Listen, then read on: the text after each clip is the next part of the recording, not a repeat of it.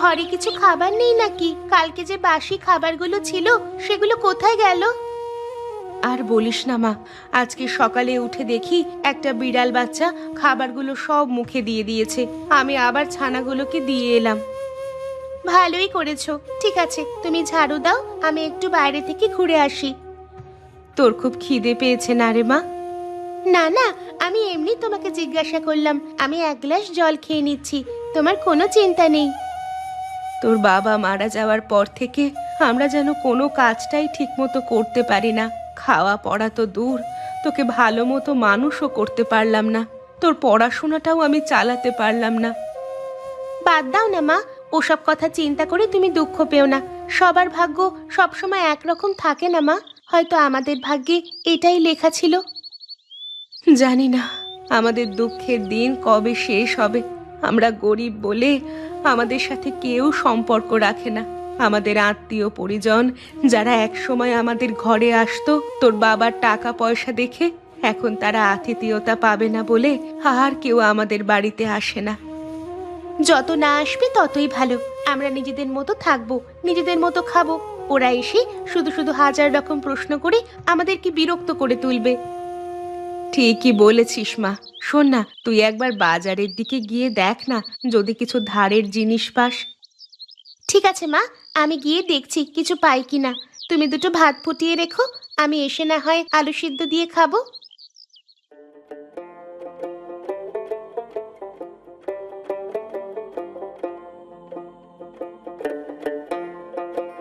কিরে রতন, কোথায় চললি?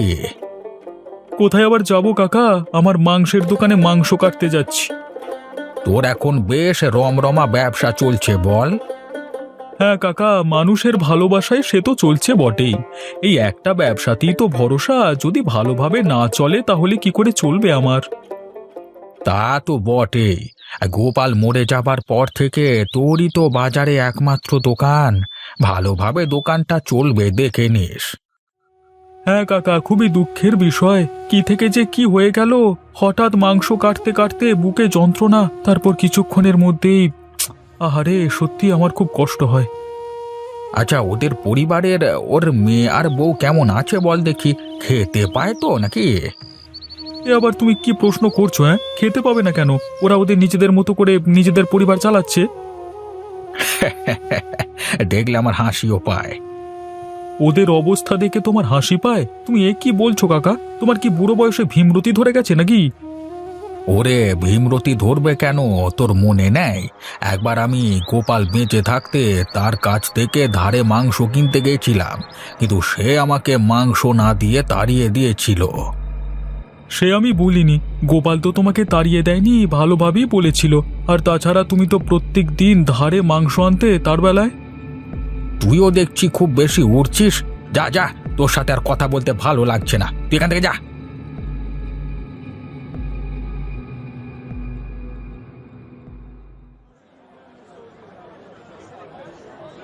এই নিয়ে যান, নিয়ে যান, একদম শীতের দিনের তাজা সবজি নিয়ে যান। খুব স্বল্প মূল্যে আমার কাছ থেকে নিয়ে যান তাজা তাজা সবজি। এই সবজিতে কোনো ভেজাল নেই। কি ব্যাপার শ্রিয়া, সকালবেলায় তোর এই দুঃখী দুঃখী মুখটা আমাকে দেখাতে নিয়ে চলে এলি কেন? কাজ পাসনি নাকি? কাকা, তোমার কাছে একটা অনুরোধ ছিল, আমার অনুরোধটা রাখবে? পয়সা ছাড়া আমি তোকে কোনো সবজি দিতে পারবো না, তুই যাই বলিস না কেন। কাকা, তুমি তো আমাদের অবস্থাটা বোঝো। অন্তত কিছু সবজি যদি দিতে পারতে, আমরা টাকাটা আস্তে আস্তে মিটিয়ে দেব। আমরা তো আর প্রতিদিন তোমার কাছ থেকে সবজি নিচ্ছি না। ওটাই তো হচ্ছে ভয়। তোদের মা মেয়ের যা অবস্থা, তোরা কোন দিন এখান থেকে ফুরুত করে পালিয়ে যাবি, তখন আমি কি করব? বসে বসে পয়সা তো পাবো না। তুমি এরকম ভাবছো কেন কাকা? আমরা এখান থেকে কোথায় যাব? আমাদের কোথায় আর যাবার জায়গা আছে বলো তো কাকা? শ্রেয়া, সকালবেলায় নাকা নাকা কথা শোনাস না। আমি তোকে সবজি দিতে পারবো না, তুই যেন কিছু মনে করিস না। একটু দয়া করো কাকা। আরে সরিয়া সরিয়া, আমার খরিদ্দার আসছে, এখানে সরিয়া দেখি।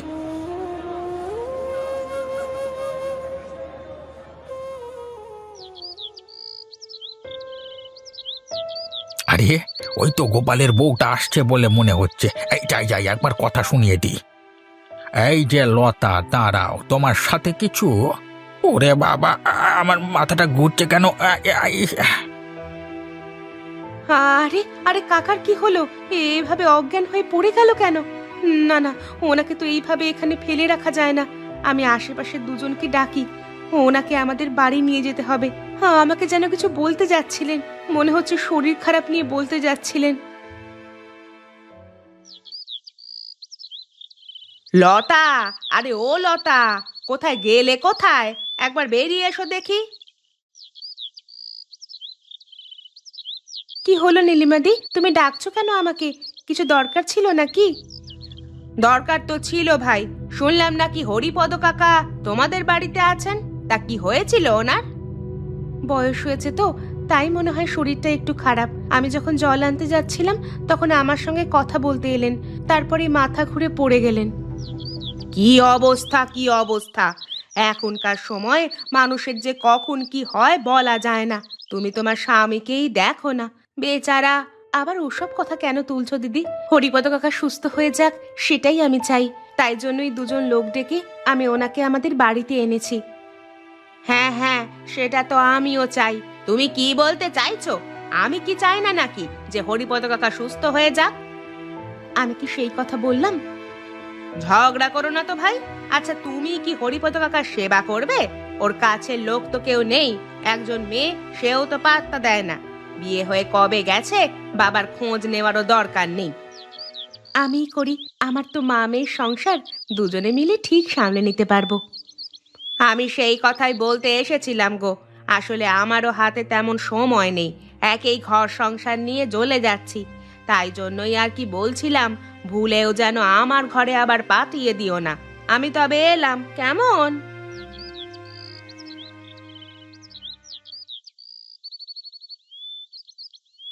ও কি বলতে এসেছিল গো মা? কি আর বলবে, ভেবেছিল হরিপদ কাকাকে বোধহয় ওর ঘরে পাঠাবো। যাতে না পাঠাই সেই ব্যবস্থাই করতে এসেছিল। ওইসব মানুষদের মানসিকতাটাই ওরকম। বাদ দাও তো, চলো ঘরে চলো।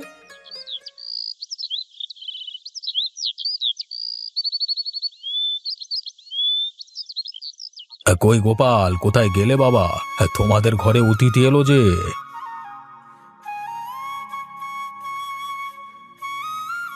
আরে, আপনাকে তো ঠিক চিনতে পারলাম না। তুমি নিশ্চয়ই গোপালের বউ লতা, তাই তো? দেখো দেখো, তুমি আমাকে চিনতে পারলে না, কিন্তু আমি তোমাকে ঠিক চিনে ফেললাম। কিছু মনে করবেন না, আমি সত্যিই আপনাকে চিনতে পারছি না। গোপালকে ডাকো, গোপাল ঠিক বলে দেবে আমি কে। আমি তোমার দূর সম্পর্কের এক আত্মীয়। কিন্তু ওকে আর কি করে ডাকবো? ও তো চলে গেছে, আজকে মাস 6 হয়ে গেল। তার মানে আমি তো জানতাম না ব্যাপারটা। এতটুকু বয়সে কি হয়েছিল ওর? হঠাৎ করে বুকে যন্ত্রণা, তারপর আর কথা বলেনি। ইস, আমি যদি আগে জানতাম তাহলে তোমাদের সঙ্গে অনেক আগেই আমি দেখা করে যেতাম। আপনি আর কি করে জানবেন বলুন? আপনি আসুন, ভেতরে আসুন। হ্যাঁ হ্যাঁ, তোমাদের কোনো চিন্তা নেই। আমি এখন বেশ কিছুদিন তোমাদের এখানে থাকবো, জমিয়ে খাওয়া দাওয়া হবে।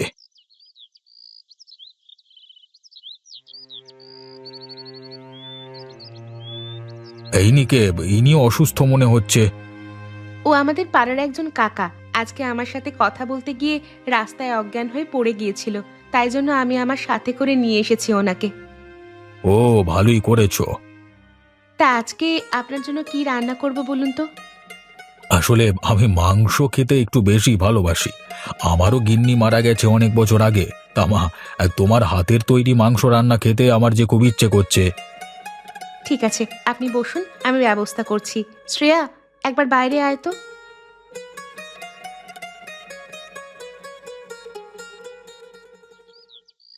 মা, তুমি তো ওকে বলে দিলে মাংস রান্নার কথা, কিন্তু মাংস কিনবার মতো আমাদের কাছে টাকা কোথায়? এখন এসব কথা বলিস না, উনি শুনতে পেলে অসুবিধা আছে। উনি আমাদের অতিথি। তুই এক কাজ কর, তুই বরং একবার বাজারে গিয়ে রতন কাকাকে বলে কিছু ধারে মাংস কিনে আন। কিন্তু ধারে কি মাংস দেবে? নগেন কাকা সকালে যেমন করলো তেমন করবে না তো আবার? তো রতন কাকা অমন নয় রে, তুই একবার ঝট করে গিয়ে মাংস নিয়ে চলে আয়।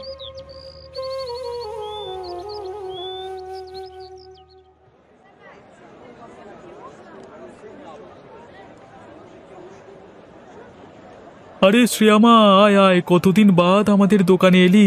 তা বল মা, মাংস নিবি নাকি? কাকা, বাড়িতে না হঠাৎ করে অতিথি চলে এসেছে। বলিস কি রে, তোদের বাড়িতে অতিথি এসেছে? শুনেও আনন্দ।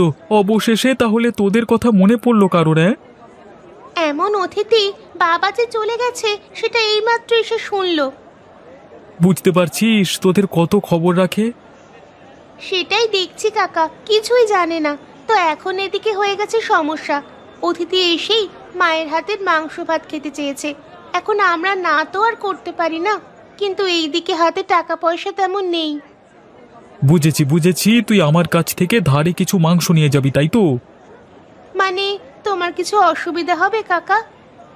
এই নে, নিয়ে যা নিয়ে যা, তোকে আমি মাংস দিয়ে দিচ্ছি, তুই মাংস নিয়ে যা। তোমাকে অসংখ্য ধন্যবাদ কাকা। সকালবেলায় নগেন কাকা আমাকে সবজি দেয়নি, তাই জন্য খুব ভয়ে ছিলাম যে তুমি কি বলবে।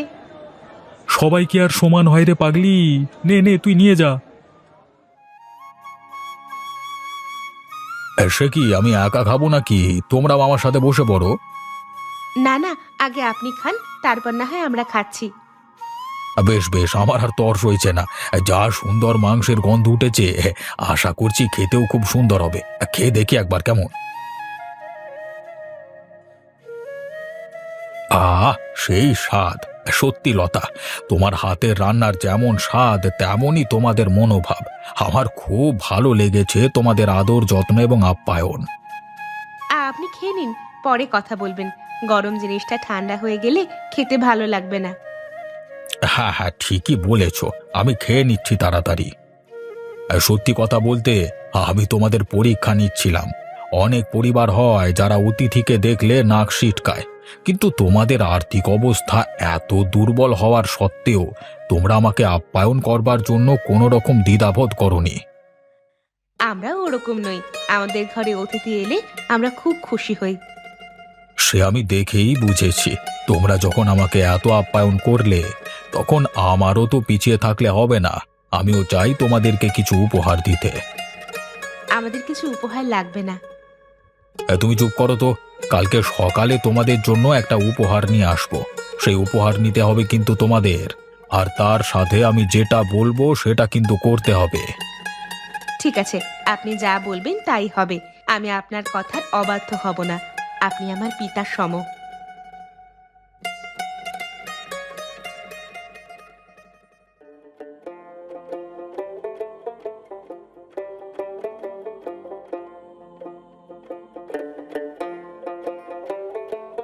এই নাও পয়সা, এবার তুমি এখান থেকে এসো।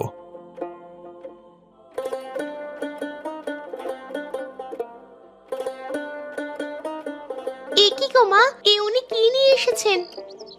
সেটাই তো দেখছি, ভ্যান নিয়ে এসেছেন কেন উনি? এই যে লতা, তোমাদের জন্য এই উপহারটা আমার তরফ থেকে। কিন্তু আমরা ভ্যান নিয়ে কি করব? ভ্যান তো আমরা চালাতে জানি না। আরে, তোমাদের ভ্যান চালাতে জানতে হবে না।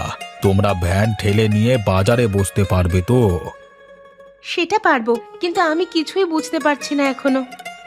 তোমার হাতের রান্না যা সুন্দর, তুমি ঘর থেকে রান্না বান্না করে নিয়ে গিয়ে ভ্যানে করে বাজারে নিয়ে বসবে। সেখানে তুমি তোমার হাতের রান্না করা খাবার বিক্রি করবে, এবং সেটা আজ থেকেই করবে। আজকে কি করে হবে? এতগুলো টাকার ব্যাপার, অন্তত খাবার দাবারের জন্য কিছু কিনতে হবে তো। তার জন্য তোমাকে চিন্তা করতে হবে না। আমি কি জন্য আছি শ্রেয়ামা। হ্যাঁ জেঠু, বলুন।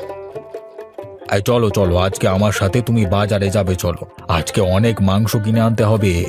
আজকে থেকেই তোমার মা আর তুমি বাজারে মাংস ভাত বিক্রি করতে শুরু করবে। দেখবে কতজন লোক তোমার কাছে খেতে আসবে। চলুন জেঠু, আপনাকে আমি রতন কাকার মাংসের দোকানে নিয়ে যাচ্ছি। হ্যাঁ মা, তাড়াতাড়ি চলো, এইদিকে আবার ব্যবস্থা করতে হবে তো। আরে শ্রেয়ামা, ইনি সেই আত্মীয় নাকি? হ্যাঁ ভাই, তোমার কাছ থেকে আজকে মাংস নিতে এলাম। আবার মাংস? আপনি কত মাংস খান? আরে না না, আজকের মাংস কিনছি অন্য কারণে। সেটা তুমি কিছুক্ষণ পরই বাজারে দেখতে পাবে। দাও দেখি, তুমি আমাকে কিলো 5 মাংস দিয়ে দাও। বাবারে, এত মাংস! টাকা নিয়ে তোমাকে চিন্তা করতে হবে না, আমি তোমাকে দিয়ে দিচ্ছি। তুমি আমাকে মাংস দিয়ে দাও। ঠিক আছে বাবু, আমি এক্ষুনি আপনাকে দিয়ে দিচ্ছি মাংস। কি ব্যাপার গো লতা, ঘরের সামনে নতুন ভ্যান কোথা থেকে এলো? কিনলে নাকি? না দিদি, কিনিনি। আজকে আমাকে একজন অতিথি উপহার দিয়েছে। বাবা, তোমার অতিথির কত পয়সা গো, যে তোমাকে একেবারে ভ্যান কিনে দিচ্ছে? হ্যাঁ দিদি, আছে নিশ্চয়ই কিছু, না হলে তো সম্ভব নয় এত দামি ভ্যান কেনা। তা তুমি এই ভ্যান নিয়ে কি করবে? তুমি কি ভ্যান চালাবে নাকি আজ থেকে? না গো দিদি, আজ থেকে আমি বাজারে একটা ভাত আর মাংসের দোকান দেব। এই ভ্যানে করে সমস্ত জিনিসপত্র সেখানে নিয়ে যাব আর নিয়ে আসব। তোমরা করবে হোটেল? তাহলেই হয়েছে। তোমরা আবার হোটেল করতে যাবে কেন বাবু? বেশ তো তোমরা ছিলে, সুখে থাকতে আবার ভূতে ঢিল মারছে কেন? না দিদি, তুমি ভুল করছো। আমরা যদি বাজারে দোকানটা দিতে পারি তাহলে আমাদের হাতে কিছু টাকা আসবে। আমাদের অতিথি আমাদের জন্য অনেক করে দিচ্ছেন। থামো তো, টাকা? খুব টাকার লোভ হয়েছে না তোর? এত লোভ ভালো নয় বাপু। লোভের কি আছে? বেঁচে থাকতে গেলে টাকার প্রয়োজন, আর সেই প্রয়োজন আমরা মা আর মেয়ে দুজনে মিলে বুঝেছি। নাটক চত্ব সব। খবরদার, মেয়ে মানুষ হয়ে বাজারে অত লোকের সামনে দোকান দিবি তো তোকে দেখে নেব।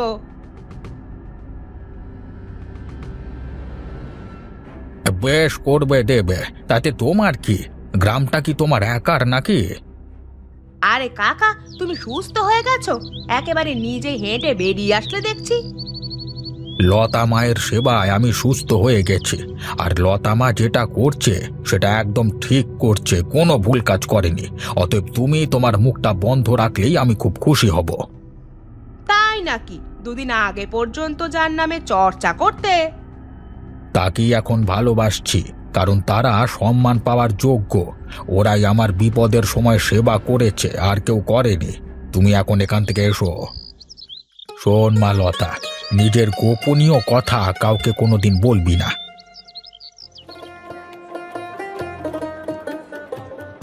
আসুন আসুন, খেয়ে যান খেয়ে যান। একদম গরম গরম ভাত আর মাংস খেয়ে দে পেট ভরিয়ে নিজের কাজ করুন। মাত্র ৩৫ টাকা প্লেট। ওরে সাবাস, একদম দারুণ চমক দিয়ে দিয়েছো গো। আমাদের বাজারে এই জিনিসটার খুব অভাব ছিল, তোমরা সেই অভাব একদম পূরণ করে দিয়েছো। তাই ভ্যানটা কবে কিনলে তোমরা? এই ভ্যানটা আমার নতুন জেঠু আমাদেরকে কিনে দিয়েছে। তাই নাকি? তাহলে তোমার নতুন জেঠু খুব ভালো বলতে হবে, তোমার জন্য কত চিন্তা করে। হ্যাঁ, সে তো বটেই। তা কাকা, তুমি কি মাংস ভাত খাবে? এখন খাবো না, আমার ওদিকে কাজ আছে দোকানে, দুজন কাস্টমার দাঁড়িয়ে আছে। তাদেরকে আমি মাংস দিয়ে আসি, তারপর না হয় খাচ্ছি, কেমন?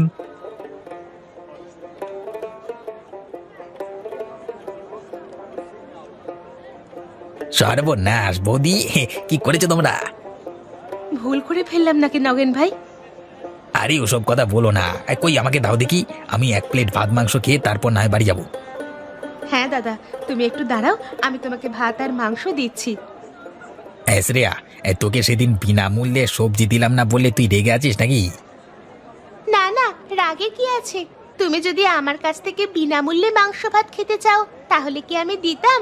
ব্যবসার দিকটা সবাইকেই দেখতে হবে। এই তো তুই বুঝেছিস, এতেই অনেকে আবার বোঝে না, জানিস তো।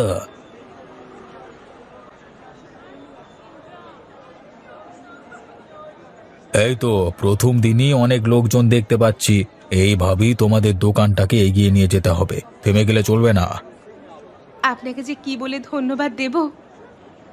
ধন্যবাদ দেওয়ার প্রয়োজন নেই, এবার তো আমাকে যেতে হবে। কোথায় যাবেন আপনি? কেন, আমাকে বাড়িতে ফিরতে হবে না? আর কিছুদিন থেকে যান না, তাহলে আমাদের খুব আনন্দ হবে।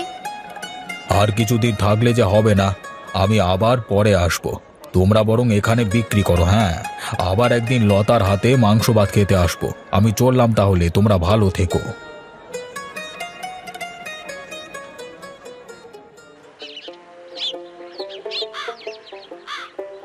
এই যে মিস্ত্রিরা, খুব ভালো করে ঘরটা তৈরি করবে কিন্তু। অনেক শখের ঘর তৈরি হচ্ছে। বাবা, 2 মাসের মধ্যে একেবারে নতুন ঘর! কত পয়সা করেছো গো তোমরা? কাকিমা, দয়া করে তোমার এই টোন মেরে কথা বলা তুমি বন্ধ করবে? ও বাবা, মেয়ের আবার কথা ফুটেছে দেখছি। কথা তো বলতেই হবে, এখনকার যুগ তো আর কথা হজম করবার জন্য নয়। কেউ কেউ আবার লোকের উন্নতি দেখলে সহ্য করতে পারে না। তুই কি আমাকে এই কথাটা বলতে চাইলি? তাছাড়া আর কাকে বলবে? আমার মতো লোক যেখানে এদের সাথে মিশে একদম পরিবর্তন হয়ে গেলাম, সেখানে তুমি এখনো পরিবর্তন হতে পারলে না? আমাকে পরিবর্তন হতে হবে কেন? আমার কি দায় পড়েছে? তাহলে এদেরও কি দায় পড়েছে তোমাকে বলতে যাবার যে কত টাকা তোমার করেছে? এটা একদম দেখছি কথা বলা যাবে না। তাহলে তোমাদের প্রচুর অহংকার বেড়ে গেছে, তাই না? হ্যাঁ, হয়ে গেছে। একদম এখান থেকে যাবি বলে দিলাম, ফালতু কোথাকার। এতদিন ওরা খেতে পারছিল না, তখন কোনো দিন খবর নেয় না, আর এখন এসেছে নাটক করতে। দাঁড়াও, রতনকে আমি বলছি। এই না না, ওসব বলবার কোনো প্রয়োজন নেই। আমি দেখতে এলাম তোমাদের বাড়ি হচ্ছে, আমাদের কপালে কবে হবে কে জানে। হবে হবে, আমাদের যখন হচ্ছে তোমাদেরও হবে, কোনো চিন্তা করো না তোমরা। দেখবি ঠিক সময় ঠিক জিনিসটা হবে। আর যদি লোকের ওপর হিংসা করো, তাহলে যে জিনিসটা তোমার আছে সেটাও আর থাকবে বলে আমার মনে হয় না। অতএব হিংসা করা বন্ধ করো।